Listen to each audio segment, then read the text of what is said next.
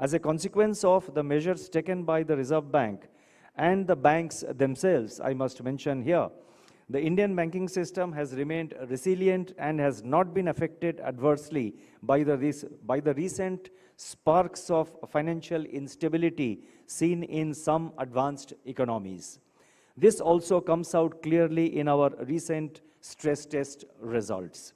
The gross NPA ratio, that is the gross non-performing asset ratio for the scheduled commercial banks in India, was 4.41% at the end of December 2022, down from 5.8% on March 31st, 2022, and 7.3% as on March 31st, 2021. The CRAR at 16.1% at the end of December 22 is also much above the minimum regulatory requirement.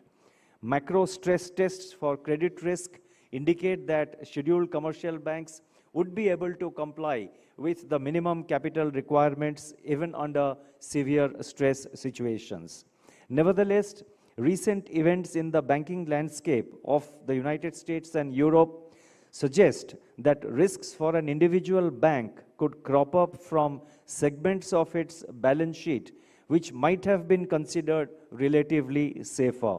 Hence, we expect the management and board of directors of each bank to continually assess the financial risks and focus on building up adequate capital and liquidity buffers even beyond the minimum regulatory requirements. And this is required for continued resilience and sustainable growth of individual banks and financial entities.